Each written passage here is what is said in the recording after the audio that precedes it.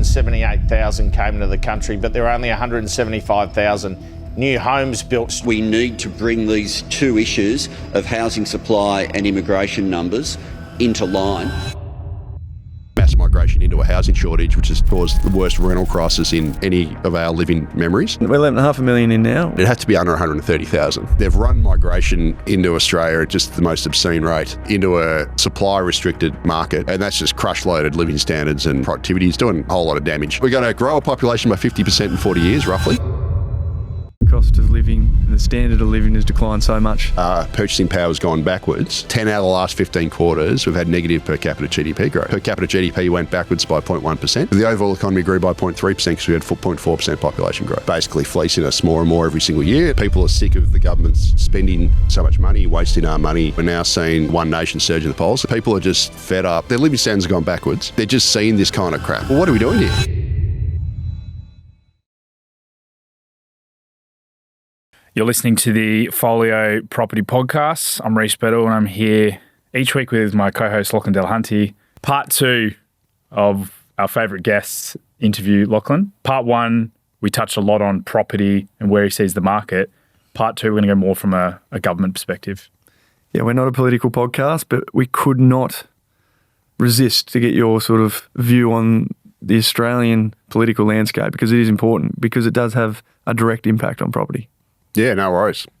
Hey guys, quick thing to share. If you're serious about investing in Australian property right now, you need to see what we put together. It's called the National Investment Report, and it's our brand new monthly deep dive into exactly where the market is moving, what the data is saying, and what the smart investors are looking at right now. You can get the first access completely free. Just scan the QR code on the screen right now or click in the link below to fill out the form. First things first, Leith, we're a couple of weeks post-budget now. What's your thoughts from the budget, not just property related, but as a whole? Mate, I think it's really landed like a lead balloon. So I think the government's misunderstood the mood of the electorate, and there aren't too many people who are happy about it, to be quite frank. So the feedback, if you look right across the generations, right across the different cohorts of rich, poor, whatever, it seems to be most people think it was a pretty bad budget. And you've seen that in the opinion polls, right? So I think the government will be a little bit shocked by that, and they probably didn't expect it to land so badly. And I think one of the reasons why it's landing so badly is if you look macro level at Australia, we've had a really, very poor 5-6 years, right? So basically real wages now are tracking about 5 or 6% below their peak. And yet we're paying, despite the fact that our purchasing power has gone backwards and our living standards are, on aggregate, obviously, I'm averaging out, are declining, we're now paying more tax, far more tax than we were, say, 6 years ago. And I think people are sick of the government's spending so much money, wasting our money, and just basically fleecing us more and more every single year. And I think a lot of people view this budget, and I certainly did, as a tax grab because they increased taxes around a whole bunch of areas. And whether you agree with some of the changes or not, I actually don't really mind the taxing property investors on existing properties more, but the government had to do some quid pro quo, whereby the extra money it raised through that and the trusts and that sort of thing, discretionary trusts, they've found all these different areas to raise buckets of revenue, but they haven't then delivered that back in, say, permanent income tax cuts. What I mean by income tax cuts is not actual cuts, but just indexing the tax scales to, say, 2.5%, which is the midpoint of the RBA's inflation target. Because every single year, the tax system is set up to basically fleece us more every year because through inflation, we get wage rises. We've obviously had 5 or 6 years of wage rises where we haven't kept up with inflation. But because of those nominal wage increases to basically inflation induced, we're all paying higher average tax rates than we were previously because more of our income is at our highest marginal tax rate. And the federal budget explicitly says that I think 52% of the federal government's revenue was from personal income taxes, which is one of the highest dependencies in the world. And by 2030, they expect to be 54.5%. So they're expecting to get 2.5% more of federal government revenue share from personal income taxes in the next 4 years.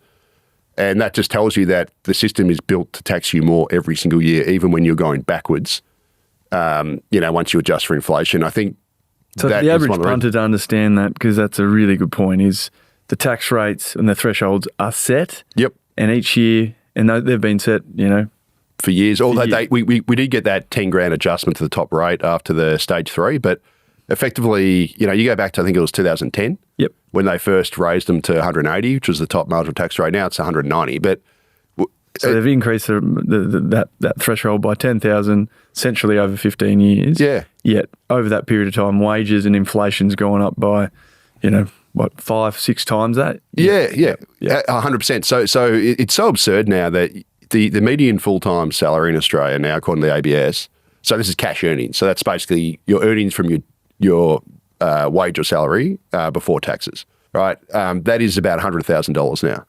So you only need to earn 1.9 times the median full-time to now pay the top rate. And which is one of the highest in the world, if not the highest. Yeah, well, it's sort of up there with the sort of some of the Scandinavian countries, but it's way higher than other English-speaking countries.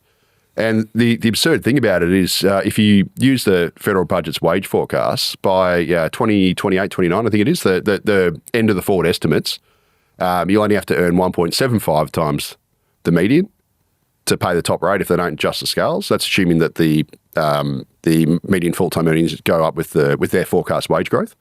And if you extrapolate over, say, a decade, by the end of the decade, you'll be earning about 1.35 to 1.4 times the median to pay the top rate. So if they don't change this, we're just going to get dragged into a higher threshold, therefore more income tax payable. And it's a massive disincentive. So, why would you want to work hard? Why would you want to earn more money if you're going to get taxed at the higher threshold? Yeah, and just to give a personal example, I'm often asked to do extra, write a report or whatever. Often, you might get offered 10 grand to write a big report, and it's going to take you oodles of hours, have to give up weekends for, 6 weeks ahead, so I don't see my family as much, and I already am very time poor. But I often look at that equation and go, it's not worth it, because if you get paid that 10 grand, I'm on the top rate, I've got to give 4,700 Albo. And this is where these memes have come out where Albo is my business partner. And it kind of feels like that because you don't have to, I'm 48, so I'm at my sort of peak earnings in my life, I guess, that sort of age. But I've also got peak expenses. I've got 2 teenage kids, paying for schools, all this sort of stuff. I've got basically 3 other people to support. Luckily just paid off my mortgage, but a couple of years ago I was paying that as well. And, you sort of go, well, why would I bust my nuts to spend countless weekends on a report for when I got to give up, 47% of that to the government. Do you think that'll go ahead? Because that's been the big talk. That's probably had the most momentum, I would say, with these memes, I guess, through social media specifically about the CGT on businesses. Do you think that'll hold up?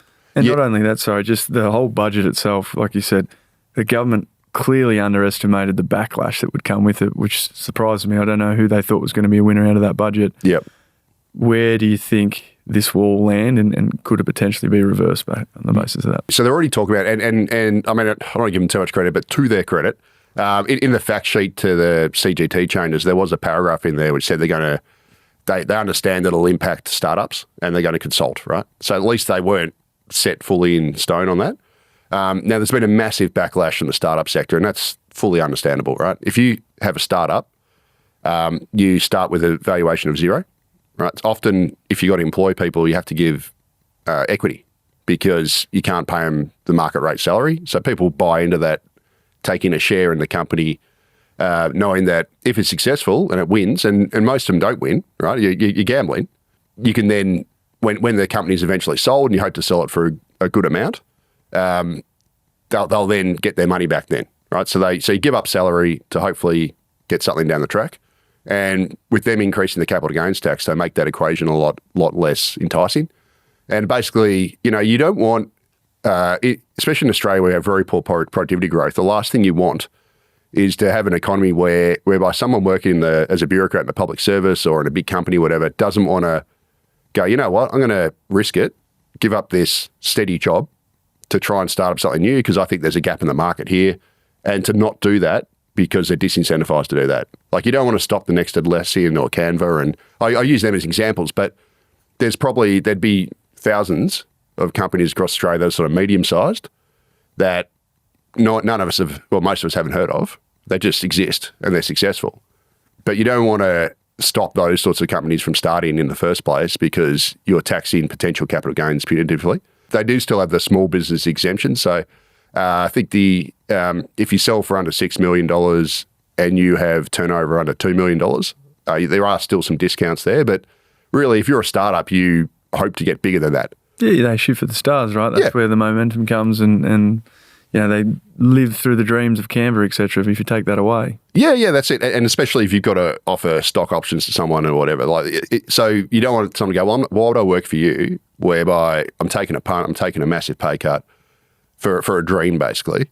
But then at the end of that dream, if it comes true, I've then got to give up heaps of it to the government. And you'll take this out, but how much of this government, you said we've spoke before, they underestimated the impact of the budget. They've got so many issues around migration. Appears they're pretty incompetent at this point. What's useless? Is this the worst you've seen in terms of your expertise over the last 30 years studying markets? So I'll be honest. So the last couple of years, so I'm 48, right? So I'm old enough to remember a lot of governments now. I remember the last couple of years of the Howard government, I thought they were useless. Oh, God, because they've been in for a long time, and I thought, they made some decisions that were dumb at the end. And I thought, man, this government's terrible. We're going to vote him out. Now I look back at the Howard government with just rose-tinted nostalgia glasses. Like, they were the good old days. Because I reckon every government we've had since then has gotten progressively worse than the one before. And I thought we'd hit sort of the low with the Morrison government. But let's be honest, that government was pretty useless. But so were the ones before that. But now I almost look back on the Morrison government with rose-coloured glasses, because I reckon this Albanese government has been an absolute disaster in so many areas. So obviously they've run migration into Australia at just the most obscene rate, into a supply-restricted market, obviously because of all the stuff we just talked about. And that's just crush-loaded living standards, and it's crush-loading productivity. It's doing a whole lot of damage. It's one of the reasons why they've got this rise to one nation now. Also, the other thing they've done is they've obviously brought in this 82% renewable energy target, which to me is just one of the dumbest things you can do. When you're an economy like Australia, and I know you guys are, WA, right? So when you're an economy like Australia, you're 1% of the world's carbon emissions. You literally pay your way in the world. The only reason why we're a rich country is because of WA mostly, but we literally sell our fixed mineral endowment to the rest of the world. Like, if you look at Australia's top 25 exports, 80% of them, 79% to be precise, so I looked it up the other day, commodity and agriculture based. So pretty much the lion's share of Australia's wealth comes from the regions. Right? The regions are why Australia's wealthy, but this idiot government, runs a policy that is all about growing the cities aggressively. So we grow our imports without expanding our exports, because our exports come from the regions, right? And our exports where we pay our way in the world, because ultimately your exports pay for your imports, right? The reason why we're rich is because of all the stuff we sell out of the ground mostly. The demand for that is independent of our population size. So I honestly think Australia would be richer if we had 20 million people than we do at 28 million now. But sorry, I've just went on a tangent there. But the other thing that we do, we're 1% of the world's carbon emissions.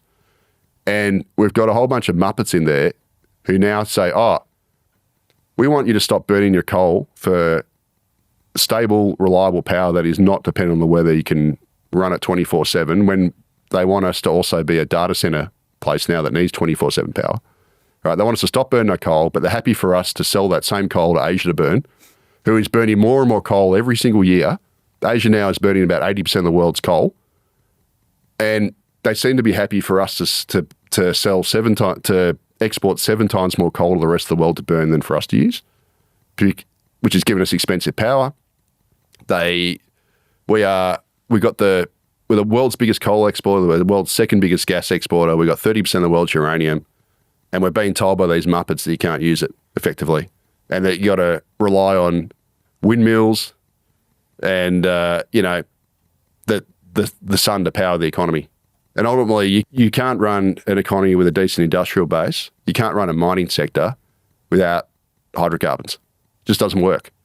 And ultimately, that is the reason why we're rich, by selling that stuff to the rest of the world. So we've got this government who's pump-priming us with immigration into the capital cities, which, to be fair, don't produce much. And then at the same time, they're trying to reduce our ability to operate a functioning economy with a proper industrial base by giving us expensive energy, by doing this net zero crap. And Labor has gone headlong into both of those things. And it's one of the reasons why the nation's productivity stinks. It's one of the reasons why we're deindustrializing, why our manufacturing base is shrinking. We've got the smallest manufacturing base in the OECD, and it's shrinking at a rate of knots. We're losing our industry offshore to places that we sell the same stuff to burn instead of us. Like, to me, it's just the most moronic thing ever. And, you know, mate, I'm all for Queensland, because Queensland's basically said F you to the whole net zero thing. That's effectively what they've done. They haven't done it officially. WA's kind of done the same. And good on you. Because ultimately, Queensland and WA are why Australia's rich, because that's where most of our exports come from. And I live in Victoria, which is the most woke state in the country, that used to have one of the cheapest electricity prices in the world, because we got thousands of years worth of brown coal in the ground that's basically non-tradable. It's free, but it's incredibly cheap.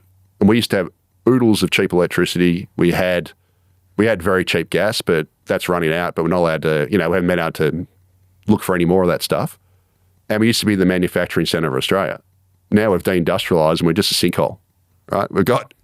And our idiot Victorian government has decided that by 2035, we're going to run 95% renewable. At the same time, so, as we're taping this is a gloomy Melbourne winter's day where we're going to basically get no solar power today because it's dark, the days are short, it's cloudy. And yes, it's windy today, but often during winter, there's no wind. We have these, what Germans call Dunkelflauters, which are basically no sun, no wind. And our idiot Victorian government thinks we can shut down all our coal within 10 years and then magically become a data centre capital of Australia, which needs 24/7 power. This is the clown show stuff that this country is dealing with, right? We're going to grow a population by 50% in 40 years, roughly. We're going to convert most of our combustion cars into EVs that need electricity. We're going to have data centres everywhere, which need 24/7 power. And we're going to need to build desalination plants everywhere for the 50% growth in the population data centres, which needs electricity. All those things need more electricity. And our idiot government is going, you know what? You got to shut down your coal because we've got to save the planet while we sell that same coal to China to burn, and India and Japan and Korea and all that sort of stuff. They're allowed to burn it, but we can't. We're not allowed to touch our uranium, which would give us 24/7 cheap power with nuclear. We've got 30% of that. And guess what?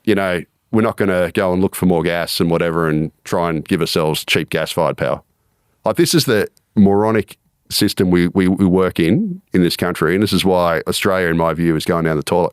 But does it get that bad for people because the cost of living and the standard of living has declined so much that there's going to be a change? Do you think we're at rock bottom, or do you think it's going to get worse before it gets better? I think it'll get worse before it gets better, but I think this is one of the reasons why we're now seeing, One Nation surge in the polls. I think people are just fed up. Their living standards have gone backwards, and they're just seeing this kind of crap. Like all the woke garbage that's going on, that's a whole other issue. They're seeing the energy policy that's making their lives worse. They're seeing the mass migration into a housing shortage, which has caused the worst rental crisis in any of our living memories. And they're going, well, what are we doing here? And I think that's one of the reasons. So look, I'm not saying One Nation's got all the answers. They probably don't. But they're just saying, look, the status quo that we've had, the Labor-Liberal duopoly, the Coke and Pepsi, hasn't worked. So we're willing to look at anyone who offers something different. And that's basically why One Nation's rising the polls. And it's basically, look, Australia's in managed decline, mate. Like, if we keep this going for another generation or two, like I think I said in the Carl Stefano podcast, 100 years, but I don't think it even takes that. We're going to be the next Argentina. Right? Argentina at the start of last century was, one of the richest countries in the world. Now it's just a rabble, right? But we're going down that similar road where we've been gifted so much wealth with what's in the ground and everything, and we just... What's the Argentina story? Like, what happened to their... Just very poorly run, bad institutions, corruption, just, Muppet Show stuff. Yeah. But that's kind of what we're doing. Like we step on so many rakes. It's unbelievable. I walk along, energy, cheap energy, like this. It's like that Simpsons episode. That sideshow Bob. That's Australia. Yeah. Right. We've become a rake stepping economy. It's sad. Mate, it blows my mind how badly this place is run. Like we should be the richest country in the world with, per capita, or one of, with very cheap energy, but we don't. Like, I'm not talking about oil, liquid fuels. I'm talking about the non-liquid fuel energy. We should be an absolute powerhouse. Well, we get the most popular comment or the most common comment on your podcast you did with us I've noticed similar things when you've done other people's podcasts. It's always Leith for PM, Leith for PM. So I'm sick of the BS. what would you do? What would be some of the, like, if you had three sort of key changes that's going to help the Australian economy, what do you think we need to do run a smaller and significantly better targeted migration system, number one. And what would that look like? We're letting 500,000 in now. What would it look like? Oh, mate, it'd have to be under 130,000. And look, Replace what? Okay, so you, mate, there's you go line by line. We've got to totally tighten up the student visa trade. Like, that is an absolute joke. So you do that by tightening financial requirements to come here. So you make it so they've got to put their money into an escrow account rather than just flash, I've got this money in my bank statement, and then you don't actually have it, which is what we've got at the moment. You tighten their work rights while they're here. You'd also dramatically tighten English language standards. So at the moment, the IELTS score to get a student visa is not very high. You make that high so they can actually speak English when they come here properly. And that means they can participate in class and whatever. You tighten the graduate visa system. So you basically tighten the way in. You'd also have to tighten the appeals process so that you can't just appeal to the Administrative Review Tribunal to extend your visa whenever you want to get a bridging visa, which we've done. We've got hundreds of thousands of people on those. On the permanent side, you get rid of parental visas. So we up until last year were handling out 8,500 parental visas every single year. They cost the taxpayer about nearly 400,000 per visa. Right, so that basically allows a migrant to bring their elderly parents in, and they use the health system and everything else. Those should be gone, right? Not have them at all. I'd also tighten the skilled visa system a lot. So I'd basically get rid of all categories except employer-sponsored. So get rid of all this points crap that gets rorted, and just have employer-sponsored visas. You'd maybe have 60,000 of them a year.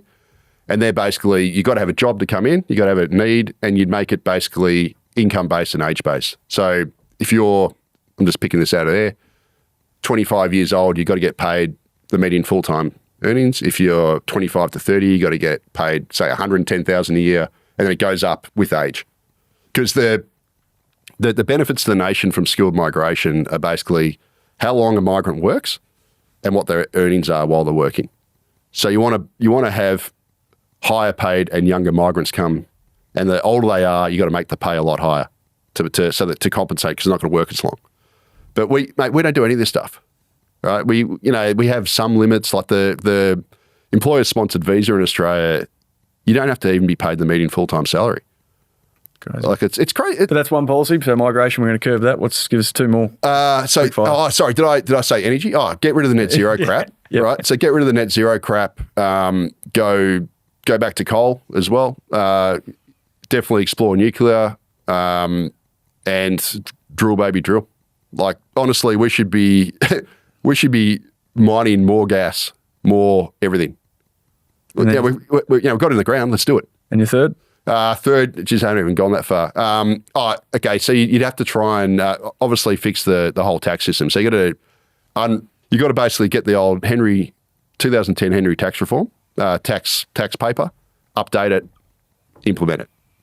And you said before the show, 30% is the highest tax rate. Yeah. I honestly think the highest personal income tax rate should be 30%, but we need to also broaden the taxpayer side, have a GST of 15%. I would have some sort of mining resource rent tax or something like that, to get more money out of that, or at least fix up the petroleum resource rent tax that raised $1.5 billion last year, even though we're the second biggest gas exporter in the world. Like, that's a joke. We raised twice as much from beer excise. To quote David Pocock, it's actually true. We do need to get more of a return from our resources as well. And you can use that to cut income taxes and other company taxes for et cetera. So we need massive tax reform, right, at state and federal level. So that's number 3. Number 4 and 5 I haven't even thought about, but those are the big 3. I reckon you get a few voters if you cover those 3. From an economy standpoint, is there one you see? I know you've spoken about, and I'm going to it's either Norway or one of the... It's Norway. It's Norway. Sovereign Wealth Fund, yeah. Is that the economy you think Australia as a nation should look to follow? Is there another economy out there that we should really use that as a template of what we should be doing here? Yeah, well, certainly parts of Norway, like the other parts, it's also incredibly highly taxing, like big government sort of place, which I don't necessarily believe in. But I think they got the resources right. Like, you can't argue against that, right? They're an economy of 5.5 million people that has a sovereign wealth fund that's worth about $300. Last time I checked, it's probably about a year ago, so it wouldn't be up to date now, but it was about $300,000 US per citizen. So just think about that. So if we actually had one of those sorts of funds operating, or we should do it anyway, because most of our corporate tax comes from mining, effectively, or resources, like a massive chunk of it. So by Australia growing its population so aggressively, and I think I mentioned this last time, we're actually diluting our mineral base amongst more people, which is absolutely stupid, right? So Norway, with 5.5 million people and a sovereign wealth fund worth $300,000 US per head, if it had double the population, 11 million, would only have $150,000 per head. So they are directly incentivized not to run a big migration program. Whereas the incentives in Australia are all wrong. This gets back to tax reform thing. Because in Australia, as I said earlier, 52% of the federal taxes come from personal income taxes. We don't tax other stuff properly, and the government spends too much, let's be honest. They do that as well. But just talking on the tax side, we're so heavily skewed towards personal income taxes that the federal government is directly incentivized to import hundreds of thousands of people every year, because most of those people they import will pay personal income taxes. So it's an easy way for them to increase their tax base. But the federal government doesn't pay the cost of that, because the cost of the extra immigration tends to fall on the states, because the states got to provide the hospitals, the schools, most of the infrastructure. So the cost of population growth falls on the states. And it's one of the reasons, not the only one, that, Victoria is drowning in debt, New South Wales is drowning in debt, Queensland's getting to that stage as well, because Victoria and New South Wales together get Victoria and New South Wales get about 2/3 of the international migrants that come into Australia. So they are the landing point. Those places grow aggressively. Some of them obviously leave New South Wales and Victoria and go to Brisbane or, whatever, to other places. But the cost of this big migration is falling on the states, which the federal government doesn't bear, because the federal government collects 80% of the nation's taxes. It gets the benefits of immigration, but the costs aren't paid by the federal government. So it has this direct financial incentive to basically run a big migration program because the federal budget benefits. And it's one of the reasons. And also it helps Australia avoid recession. Again, the latest national accounts, per capita GDP went backwards by 0.1%. But the overall economy grew by 0.3% because we had 0.4% population growth. The government can avoid recession. And as I said previously, 10 out of the last 15 quarters, we've had negative per capita GDP growth. But we haven't actually had a recession because the government avoids a masking instrument. Oh, it's absolute BS, right? It's quantitative peopling. Is basically what we're doing, and it's bringing in voters as well. Yeah. But just think if we had a system more like Norway, and at least in how we tax resources, the government would be directly disincentivized to run big migration because it would dilute a sovereign wealth fund with more people. So you wouldn't do it because it'd make you worse off. But the incentive, a lot of this gets down to the incentives we got. We got an economy with, I don't know if it is the most, but it's one of the most biggest discrepancy between what state and local government revenue. So they call it vertical fiscal imbalance. Feds collect 80% of the revenue, state and local government collect 20%. That is massively skewed. Like there's almost no other economy on earth that I know of that is so skewed between different levels of government. What's a typical level that you'd see in other countries? Mate, well, it's nowhere near that. Yeah. Like a 60-40 split or something? At least. It is just so extreme. The 80-20, and that just lends to a whole bunch of perverse outcomes. I talk about migration, but also cost shifting between the states. So you have situations, and I know this because I know people who worked in this field. For example, in community health, right? So in Victoria, you got we used to have these community health centres whereby you have these allied health like physios and OTs and that kind of thing work there. And they used to work really well because they were multidisciplinary. So if you came into a community health centre and you were on a healthcare card or something, you could go there and you could see a physio, and then you had a nurse who could see you, and they could see all your different chronic stuff. The state government worked out that it was easier just to put people on these Medicare care plans, which basically gives people, you go to your GP and say, I've got this, and they'll give you 5 basically bulk billed treatments to a physio or something. The state government realised that they can sort of shut down these or downscale these community health centres, which used to work really well, because it was a way to push the cost onto the Commonwealth, right? And this is, again, this vertical. Yeah. But us as taxpayers, we shouldn't care how it doesn't matter if we pay $1 to the state government or the federal government. We want a dollar spent the best it could be. But because of these vertical fiscal imbalances, you constantly get cost shifting between the various levels of government. And it sounds like they're competing, and then you get detrimental outcomes on the basis of that when you've got state and feds competing in that scenario, right? Yeah. And trying to find ways to put more taxes onto... Actually, to your point, sorry, to put that to put it back into a property investor's perspective, right? The Victorian government's brought in their land tax changes and that sort of thing. The Victorian government gets the benefit of that, obviously, through the tax revenue, but some of that cost is then deferred onto the federal government, because when you do your tax returns for your investment property, you can claim that as part of your loss, right? So that's a way for the state government to take a clip from the Commonwealth. Right. Yeah. So this sort of stuff happens all the time, right? But us as taxpayers, we shouldn't care whether our money's going to the feds or the states. We should care about how well money's been spent. It's not been spent well across all these areas, and that's one of the reasons why. The NDIS was a perfect example of that. Classic. And look, to be fair, I just want to be honest. Like my son's on the NDIS. I've got a heavily autistic son who non-verbal and everything. But the system that was in place before he went on the NDIS was fine. So it used to be, he went to these community organisations that were, I don't know how many there were across Australia. I'm just picking this out of my backside. It might be 100, right? Just using an example. And each of these places got block funding from the governments, and they were audited every year by the government. And basically, when he used to go to that, you go and meet them. They meet him. They go, oh, okay, yeah, you qualify, whatever. You tick the box, and then he could go to these services. And they were really good. But having 100 things for the government to monitor and then audit every year is a lot easier than having tens of thousands of NDIS providers that are all over the place. And then, that just opens heaps of middlemen, heaps of opportunities to rort. I think the old system was better, to be quite honest. And that's from having someone. How much should we spend on NDIS? It's about $50 billion now. And the system prior was better than the system current. Yeah, I don't know. $50 billion exercise. I've got no idea what the budget was. It definitely wasn't $50 billion, right? We never heard about it. And that was probably state government funded, I'm guessing, because that was sort of like community, by running sort of local government areas and that sort of thing. So they'll probably so that's another way the state government has deferred the cost on the feds, but we've ended up with ultimately what I think is a less efficient, more rorted system that... You're seeing that as well. I don't know if you've seen those two young YouTubers that are going to the west of Sydney, and they don't exist. These oh yeah. Oh mate, yeah. I saw that. Yeah, Drew Pavlo and the other bloke. Sorry to the other bloke, I forgot your name. so he'd be like, "Damn you, Drew!" Everyone knows Drew. They forget my name. That was Canberra, I think it was. Yeah, that was shocking. But I'm not surprised because We saw it with the pink bat scheme. We've seen it here. We saw it with the childcare. Remember all the childcare rorts that were like maybe 5 or 6 years ago or something?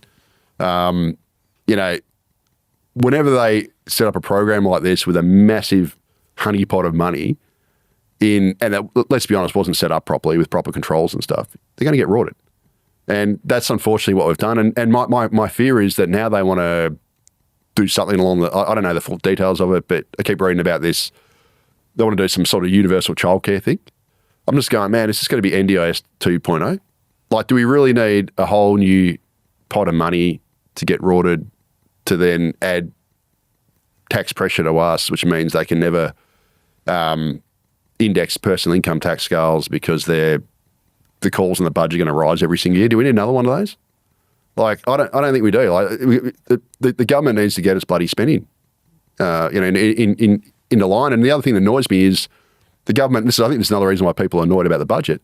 They're coming out about intergenerational fairness. Well, surely it's better for intergenerational fairness not to have young people when they start their working life facing 40 years of punitive taxes, but also high levels of public debt. So if you go back to 20 years ago, or early 2000s, the federal government had very little debt. Now, admittedly, some of that was because they sold off assets or whatever. But, if you were starting your working life or you were born into Australia then, you were probably looking at a couple grand worth of federal debt hanging over your head. Now, if you average out the federal debt over the working age population, it'd be tens of thousands. So how's that fair to the younger generations that run up this debt, knowing that they're going to have to pay it off? Yeah, and that wasn't debt that was run up. That was run up by people that came before them. So if you want to talk about intergenerational fairness, don't run up such big bloody budget deficits. Don't, blow our cash on a lot of this crap, like Snowy Hydro 2.0, joke. Stop wasting our money, and then stop. Like, if you want to help young people, reduce their personal income taxes over their working life, and spend our money better. And this is why I love the idea of indexing the tax scales by 2.5%, which is the midpoint of the RBA's target, because that would mean that the government can't go, oh, we blew all this money, that's all right, the income tax will take care of that. The bracket creep will take care of that. Because at the moment, they know that that goes up every single year, whether they do a good job, bad job, whatever. It just goes up. The pot of money they have goes up with bracket creep.